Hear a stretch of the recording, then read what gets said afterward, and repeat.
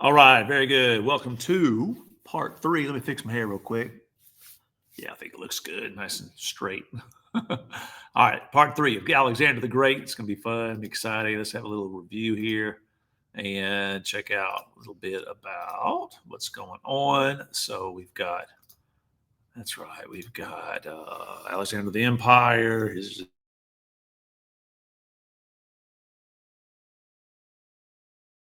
and it takes after being trained by Aristotle. He'll go into battle against Darius the Third, and eventually he'll kick his tail. And this is he takes Egypt also, and then he gets turned into a pharaoh while he's in Egypt. He makes a city called Alexandria there. All types of wild stuff. Hope you are enjoying this little journey. Check it out. I don't check it out. He's got a little umbrella over his head. There's Darius right there. Yeah. Anyway, so Darius, this is actually a painting right here. Check this out of actual what he may have looked like. So that's an actual painting of it. This is just an actor from the movie. That's the actor from the movie. So the Persian Empire is gone, y'all. A really good thing to look at is the map to know Greece is over here. Here's the Persian Empire. Today we're looking at Turkey, Azerbaijan, all the way over to this river right here. Y'all may remember the name of this river, but this is the Indus River. What country would be right over here? This is India. That's right, India in this area, and that's where we're going to go today. So first he conquers all of Greece, or his dad does. Then he conquers Egypt. Then he conquers all of Persia, and that takes us to where we are today. Let's continue this. It's going to be good. So I think you guys are going to like this. And go ahead and get your notes out and be ready. Make sure you have something to write with. It's going to be good. And we'll finish this up today. Last bit of notes for the journey into Alexander the Great. So let's get into the here right real quick. So let's check out this Alexander's other conquests. So we know that he had first Greece. It's all united. And he went on down to Egypt, united. And he got all of Persia. And this guy's ambitious. I've used that word a couple times. He wants more. So check out what he does.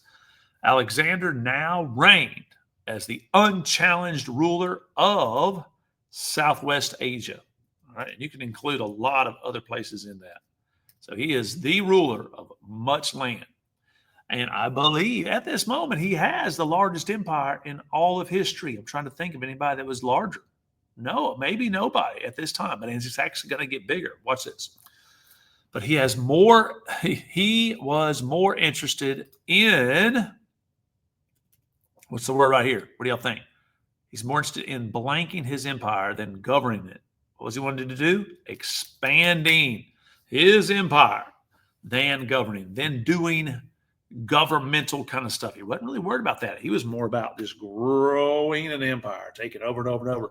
I think he just wanted to see everything and prove he could conquer the world, maybe. I don't know. So what do you think? He left the ruined Persepolis to pursue Darius. All right, so Darius is still out there, okay? And Persia's gone, but Darius, we got to chop off the head of the snake. So anyway, so to pursue Darius and conquer Persia's remote Asia provinces. He found Darius already, what do y'all think? He's already dead, though. He's already dead. And murdered by one of his own men. All right, let's killed him. So the men that followed Darius were tired of him, and they killed him themselves. Rather than return to Babylon, though, Alexander continued. All right, which direction is he going? Is he going west? Is he going east? Which way is he going? If he's moving from Greece toward India, what direction would that be? That would be east. That's right. And during the next 3 years, his army fought its way across the deserts, wastes, and mountains of Central Asia. He pushed on, hoping to reach the farthest edge of the land. So what's the farthest edge of the land? Or we call this the farthest edge of the continent. Now, did he know where the end of the continent was? He did not. He studied geography, and he just, maybe he heard something. He wanted to go and find out the truth for himself. All right, here we go. So he's got Greece, he's got Egypt, now he's got all of Persia. Darius is dead. Where does he go next? What's on the other side of the Indus River? He is going to go into India. That's right. He's going into India. So the year is 326. Alexander and his army reached what valley did I just say? The Indus Valley, which the Indus River runs through. So a powerful Indian army blocked their path. And they had never seen anything like this before. These folks are fighting not on the backs of horses, or I should say not just on the backs of horses. They're on the backs of elephants. Yeah. After winning a fierce battle, Alexander's soldiers had to march some. Watch this. Watch this. How many miles do you think they've gone? How many? Y'all guess. 1,000, 2,000, 3,000, 4,000, 7,000? What do y'all think? 8,000? Look at this number, y'all. What is that? 11,000 miles farther. And here's the thing. But what goes right here? Something was low. This is, you've got to have this, or you're just not going to do a good job at anything. Their morale, how they felt about things going on, their morale was very, very low. They had been fighting, y'all, for 11 years. And like we said, and had just marched. How many miles? 11,000 miles. And they had endured both scorching deserts and drenching monsoons. The exhausted soldiers yearned to go where? Where do they want to go back to? They want to go home, y'all.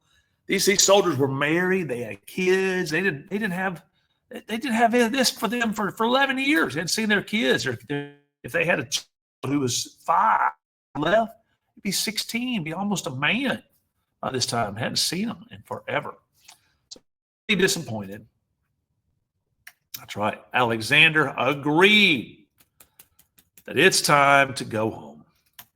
He said, we're done. We got to go home. So now we're going to turn around and march all the way back to Greece and fight their way back. Well, here we go. By the spring of 323 BC, Alexander and his army had reached Babylon. So they've marched a long way back, about halfway back. That's right.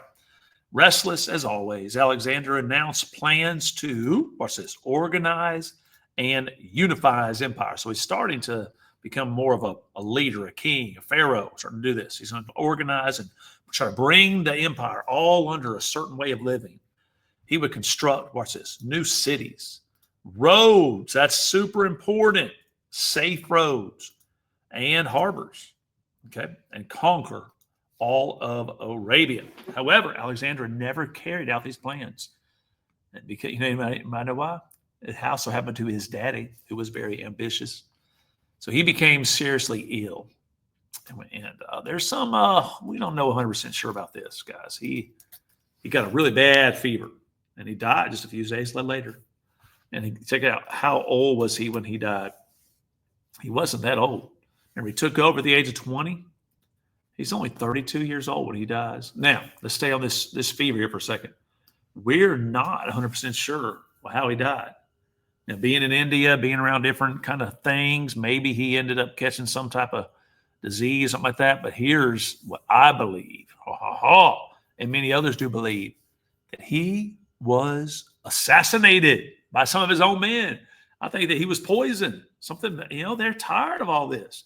People can only handle so much of just going and going and going and going and going. Eventually, they want to stop. They want to break. Anyways, it's not over. So Alexander is dead, but all these lands that he has conquered,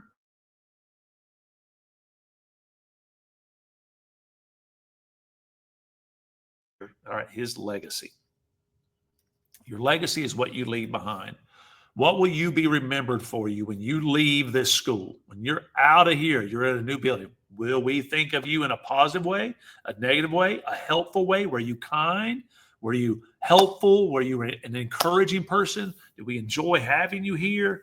Well, do we miss you? I hope we do. Anyway, so Alexander's legacy. So after Alexander died, his Macedonian general, so he had some leaders with him. they fought among themselves for what? What are they fighting for? For control of his empire. And eventually, 3 men, these ambitious leaders, won out. So you have Antigonus, all right, became king of Macedonia or Greece and took control of the Greek city-state. So one guy took Greece, Antigonus. All right, Ptolemy, starts with P here, seized Egypt. That's right. Took the title of Pharaoh and established a dynasty there. So he took charge, and then he and his sons ruled in Egypt. Okay, and then we have the last one. All right, starts with the S. Seleucus took most of the old Persian, that's right, empire, which became known as, named after himself, Seleucid kingdom. And then, all right, now watch this. These 3, they ignored the democratic traditions. This is where people get to be in charge. All right, and these rulers and their descendants governed with, all right, watch this. They didn't do it right, y'all. They acted like dictators with complete power and treated the people there, they didn't treat them right. They didn't treat them like they were equals. Alexander and the other Greeks, they don't let everyone. All right, that's gone now. So Alexander's conquest had an interesting, now this is a big part. Really pay attention here. All this conquest had a big time cultural impact. I want you to think about it for a little bit. You've got Greeks now hanging out with Egyptians, hanging out with Persians, hanging out with Indians. Are they going to do anything with each other? Yes, they're going to do a lot of stuff with each other. Business. They're going to exchange religion, exchange ideas, they're going to marry each other, all types of stuff. Watch this. Alexander himself adopted Persian dress. They started dressing different and customs. Look what else he did. Alexander did something with the Persian woman. What did he do with that Persian woman? He married her. Do you think the Greek ladies like that? No, they did not. A lot of Greeks didn't like that. But he's an explorer. He's out there just living life. He included Persians and people from other lands in his army. As time passed, Greek settlers throughout the empire also adopted new ways. A vibrant new culture emerged from the blend of Greek and Eastern customs. So a better way to say this is that the Greeks, the Egyptians, the Persians, and the Indians all began to blend together. And we call this new culture Hellenistic culture. And I want you to write that word in right there. All right, Hellenistic culture. And again, I'm going to say it one more time.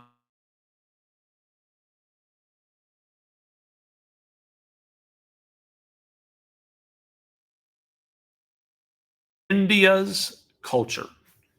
And I like to think of it, lastly, it's go like this, because I hope you've heard this. It is the original melting pot. We've heard of the United States as being the melting pot because we are a place of many different people. We are a place of many different kinds of people. And what's one of the things that makes us very unique. All right, so let's go back over here and let's look at this last little bit of what's happening here with Alexander the Great, who was his teacher. His hero was Achilles. The people at Thebes, he proved himself there. There's Darius, the conqueror of the empire.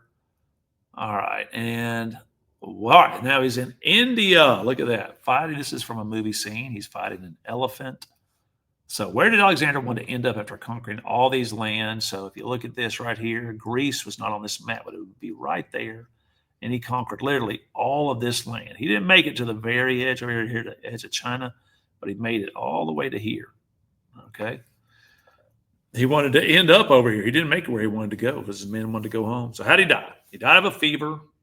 I think maybe he was murdered or assassinated or poisoned. So, all right. So he's dead. What happens to the empire? Here's all of the empire. This is the Indus River. All right. It will be divided into 3 different places. That's right. And the story goes on and on and on. It's so after Alexander said, we don't know where his body is today. They say that his body was stolen.